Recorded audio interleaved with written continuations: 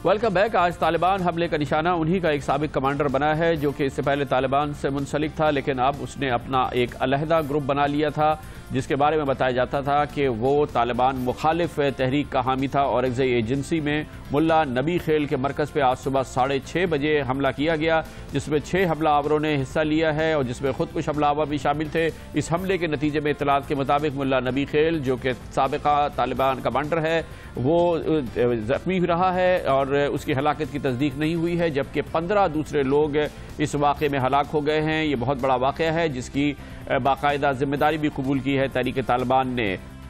नबी खेल के बारे में बताया गया कि उनका ताल्लुक देवबंद मकतबा फ़िक्र से था और वो अपना एक मदरसा इस इलाके में चलाते थे। तहरीक तालिबान से उनका ताल्लुक था, लेकिन उसके बाद उससे अलहदगी इख्तियार करके उन्होंने मुल्ला नज़ीर और हाफिज़ गुल बहादुर ग्रुप से इल्हाक किया था। पिछले 1 साल से हनफी कारवां के नाम से एक तंजीम चला रहे थे जो बुनियादी तौर पर तालिबान मुखालिफ एक तहरीक थी। दिल्ली में मदरसा कायम किया हुआ था और इलाके में हुकूमत हामी तालिबान कमांडर के नाम से उनका नाम पहचाना जाता था। आज तालिबान ने इस हमले की जिम्मेदारी कबूल करते हुए भी ये कहा कि मुल्ला नबी हनफी को इसीलिए हमले का निशाना बनाया गया है उनके मदरसे को, क्योंकि वो तालिबान हामी कमांडर, तालिबान मुखालिफ कमांडर बल्कि हुकूमत हामी कमांडर समझे जाते हैं। लेकिन मुल्ला नबी हनफी की इस वाक़े में हलाकत नहीं हुई है और उनके ज़राए कहते हैं कि वो ज़ख्मी ज़रूर हुए हैं लेकिन उनकी हालत खतरे से बाहर है। अहम मामला है, इस पर बात करते हैं और इसके लिए पेशावर में हमें ज्वाइन करेंगे दिफाई और सिक्योरिटी उमूर के मुमताज़ तज़कियाकार जनाब ब्रिगेडियर रिटायर्ड महमूद शाह। बहुत बहुत शुक्रिया शाह साहब। आपके ख्याल में मुल्ला नबी हनफी को ख़ास तौर पर टारगेट क्यों किया गया? इतलात यह है कि इससे पहले भी इनके मरकज़ पर 3 हमले के हैं तालिबान और यह आज का 4था हमला था। दरअसल मुल्ला नबी हनफी जो है वो पहले इनके एक कमांडर थे और इनका हिस्सा थे। 2009 में इनके दरमियान कोई इख्तिलाफात पैदा हो गए और ये उनसे अलहदा हो गया। दूसरी तरफ से उनका दावा था कि शायद उन्होंने इनको निकाल दिया है। तो ये जो पिछले दिनों में यहाँ पर जो MPA थे PTI के वो कत्ल हुए, तो उसके अंदर एक तो FIR उन्होंने काटा अतीक रहमान के नाम पे ऊपर, जो कि पुराने हंगू के जो नाजिम थे गनीउर रहमान उनके बेटे हैं और वो कैंडिडेट थे फजल रहमान ग्रुप से। लेकिन दूसरी तरफ शक ये था कि ये शायद इसने ही ना किया हो, क्योंकि यहाँ पर ये तालिबान कमांडर के तौर से मशहूर है। तो और इनका भी ताल्लुक पहले ज़माने में JUIF से रहा है। तो उसके बाद जो है ये फजल रहमान साहब ने वहाँ पर जो है अपना कैंडिडेट भी खड़ा किया जब री-इलेक्शन हुआ। और दूसरी तरफ जो है ये तालिबान से भी मुखालिफ था और लोकली भी। तो मेरे ख्याल में उन्होंने इसको हटाने की ब्रिगेडियर साहब ये बताइएगा, ये हमला हमें नहीं पता इसमें नबी हनफी का क्या अंजाम हुआ, लेकिन शायद हलाकत नहीं हुई है। जो ये उनकी कारवान हनफी जो एक तंजीम है जो कि बुनियादी तौर पर तालिबान मुखालिफ तंजीम है, उस पर इस हमले के क्या असरात होंगे? क्या कोई रद्द अमल भी हो सकता है या इनके साथियों के हौसले पस्त होंगे?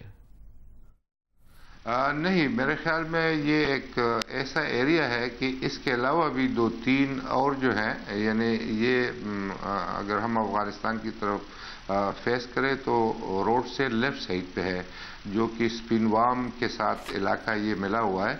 लेकिन उससे रोड की दूसरी तरफ यानी उससे शुमाल की तरफ जो है और भी कोई एक मुल्ला तूफान और कोई और नाम जो है उस तरह के लोग रहे हैं और वो सक्सेसफुल रहे हैं कि वो तालिबान को जो है वो करेंगे, रेजिस्ट करेंगे और अपने तौर के ऊपर मतलब कोई इंडिपेंडेंट बनने की कोशिश करते रहे हैं। तो मेरे ख्याल में ये तो उनके जो तालिबान का हमला खता गया है, तो मेरे ख्याल में वो और भी मजबूत होंगे कि इनको शायद रेजिस्ट किया जा सकता है। बहुत बहुत शुक्रिया। ब्रिगेडियर रिटायर्ड महमूद शाह हमारे साथ थे। कमर्शियल ब्रेक, उसके बाद जिक्र करेंगे। सिंध हाई कोर्ट ने आज इजाज़त दी साबिक सदर आसिफ अली जरदारी की इस दरख्वास्त पर कि उन्हें सिक्योरिटी खतरा है, उनको कत्ल किया जा सकता है, कि वो काले शीशे की गाड़ी भी रख सकते हैं, मुहाफिज भी अपने ज़ाती रख सकते हैं और उन्हें वफाकी और सूबाई हुकूमत भी हिफाजत फराहम करे। दूसरी जानिब एक और साबिक सदर जनाब परवेज़ मुशर्रफ के बारे में खबरें आई हैं कि इस्लामाबाद में वो अपने फार्म हाउस में नज़रबंद तो हैं मगर मज़े की ज़िंदगी गुजार रहे हैं। इन दोनों साबिक सदूर का अहवाल आपको देंगे कमर्शियल ब्रेक के बाद।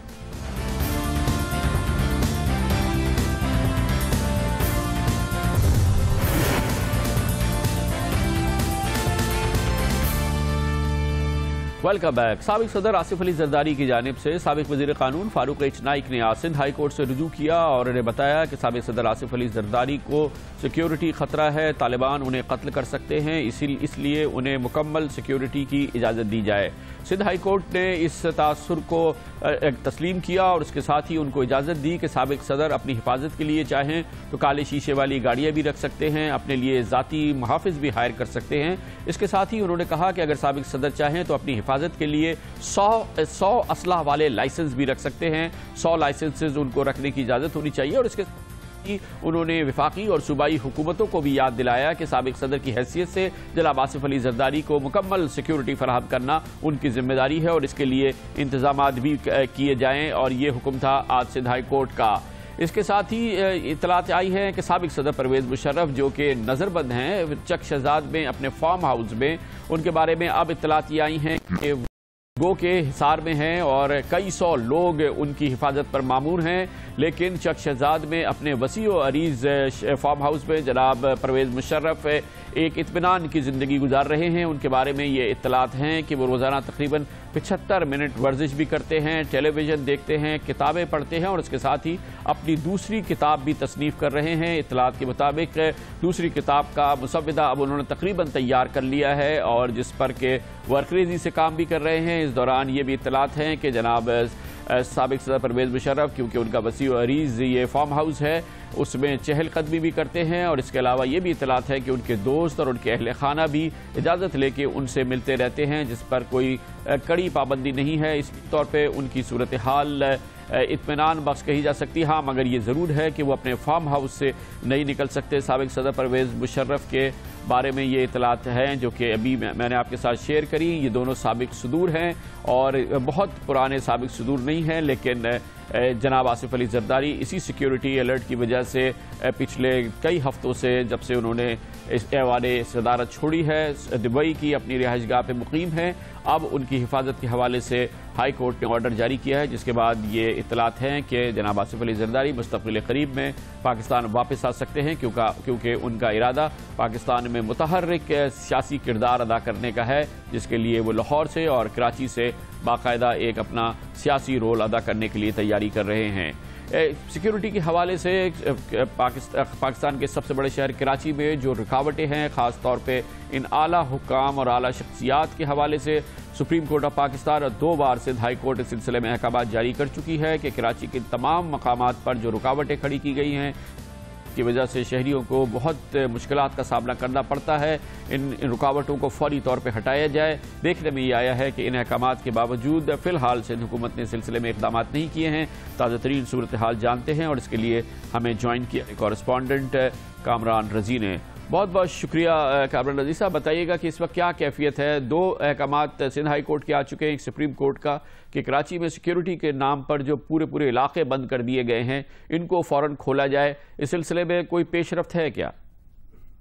जी कामरान साहब, बिल्कुल सुप्रीम कोर्ट और हाई कोर्ट की जानिब से ये हुक्म दिया गया था कि बिलावल हाउस के जो अतराफ़ की सड़कें हैं उन्हें खोल दिया जाए, ट्रैफिक की रवानी बहाल कर दी जाए। ताहम अभी भी आप मेरे पीछे देख सकते हैं कि बिलावल हाउस को जाने वाली जो सड़क है जो बिलावल चौरंगी से समंदर की जानिब जाती है उसके दोनों ट्रैक्स ही बंद किए गए, कंटेनर्स लगाए गए और इसमें एक मजबूत सी इंतहाई दीवार भी तामीर की गई है। जबकि बिलावल हाउस को जो दीगर रास्ते हैं पिछली जानिब से उन्हें भी कंटेनर्स लगाकर बंद किया गया और कई मकामात पर दीवार लगा दी है। और जो इस इलाके के क्लिफ्टन के इस इलाके के मकीन हैं वो तो अभी सूरत हाल की वजह से अब इसके आदी हो चुके हैं, कई साल गुजर चुके हैं, जिसके बाद सुप्रीम कोर्ट के भी अहकाम आए और फिर हाई कोर्ट के अहकाम भी कई हफ्ते गुजर चुके हैं। कराची की जो ज़िला इंतज़ामिया है या पुलिस हुक्काम उनसे जब हमारी बात हुई तो वो कहते हैं कि अभी इस मुतालिक कोई फ़ैसला नहीं किया गया चूँकि साबिक सदर आसिफ अली जरदारी को सिक्योरिटी खदशात हैं और वो मुल्क के साबिक सदर हैं, इसलिए सिक्योरिटी खदशात की बिना पर ये जो रास्ते हैं इन्हें बंद किया गया है। इसके साथ ही जो कई कराची में कई गैर मुल्की काउंसिल खाने हैं या जो सफारतकार हैं उनके घर हैं उनको जाने वाली भी कई शाहराहें जो है उन्हें आर्जी तौर पर बंद किया जाता रहता है। इसके अलावा वज़ीर आला हाउस के सामने से गुजरने वाला डॉक्टर ज़ियाउद्दीन अहमद रोड भी अक्सर औकात बंद कर दिया जाता है जब कोई शहर में नाखुशगवार सूरत हाल हो या अमन अमान से मुतालिक कोई बड़ा वाक़या हो जाए, लॉ اینڈ آرڈر کی صورتحال پیدا ہو جائے تو وزیر اعلیٰ ہاؤس کے سامنے سے گزرنے والا روڈ بھی بند کر دیا جاتا ہے، کنٹینرز لگا کر، اور بعض اوقات کئی دن بھی بند رہتا ہے، جس کی وجہ سے شہریوں کو بے انتہا مشکلات کا سامنا کرنا پڑتا ہے اور شدید ٹریفک جام کے مسائل بھی شہریوں کو ان کا سامنا کرنا پڑتا ہے۔ بہت بہت شکریہ کامران رضی ہمارے ساتھ ہیں۔ اسی دوران وفاقی حکومت کا یہ فیصلہ سامنے آیا ہے اور ایسا لگتا ہے کہ اب یہ فیصلہ کر لیا گیا ہے کہ فی الحال پاکستان میں پھانسی کی سزاؤں پر عمل درآمد نہیں کیا جائے گا۔ اس سلسلے میں اب سے چند ہفتے قبل یہ بات آئی تھی کہ پھانسی کی سزائیں جو گزشتہ حکومت کے دور میں رکی رہی تھی اب اس پہ عمل درآمد شروع ہو رہا ہے، اور اس سلسلے میں کئی ایسے شخصیات جن پر دہشت گردی کے مقدمات چلے اور دہشت گردی کے مقدمات میں ان پر جرم ثابت ہوا اور انہیں پھانسی دی جانی تھی، اطلاع یہ تھی کہ یہ پھانسیوں کا سلسلہ شروع ہونے والا ہے، لیکن اس کے بعد دھمکی آئی تحریک طالبان کی جانب سے اور کہا گیا کہ پھانسیوں کا سلسلہ شروع کیا گیا تو اس کا بہت بڑا جوابی رد عمل ہوگا، جس کے بعد یہ سلسلہ روک دیا گیا ہے، اور لگتا یہ ہے کہ اب یہ پالیسی بن گئی ہے کہ فی الحال پھانسیوں کو سزاؤں پر عمل درآمد نہیں ہوگا۔ اس کے بارے میں مزید آپ کو بتائیں گے کمرشل بریک کے بعد۔